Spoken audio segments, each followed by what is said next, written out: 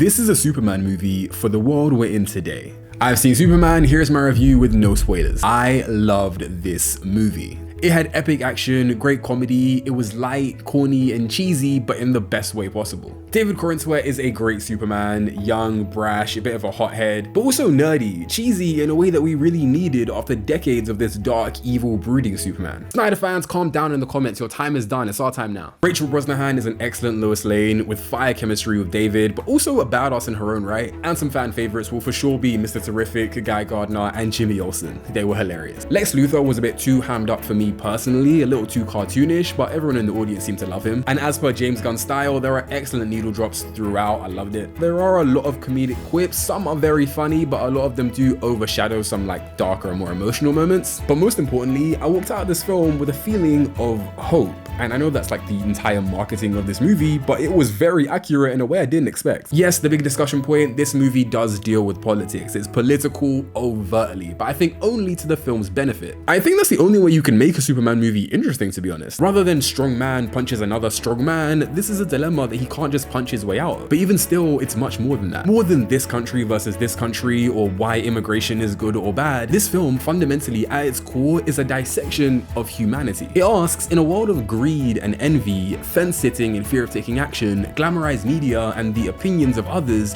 what does it really mean to be a good man today? Every character in this film has a wide array of flaws and failures, especially Superman, but as is literally the point of him, the film pushes the message of hope for a better tomorrow. Getting up and trying to do good and do better each and every day, even when you fail. And for a Superman movie, that cuts deep. Superman as a character was made by two Jewish men during the 1940s. He was meant to be a champion for the oppressed. Therefore, in this film, he very much is that too. If you think this film is not a direct commentary on Israel and Palestine right now, you're insane. Yes, I can point out it's not a perfect movie. Some of the cinematography was disorienting, the action was a lot of CGI body doubles, Lex was a bit cartoony, and maybe the comedy was a little overdone. Also, some bizarre editing and clear scene removals meant that some characters' character arcs and growth felt a little bit rushed. But when you read the text deeper, none of that is a heavy enough strike against the quality of this film. To me, I base all of my reviews on how I felt when I walked out the cinema. And for me, I felt hope, I felt inspired, and I had a damn good time. Superman kicks ass,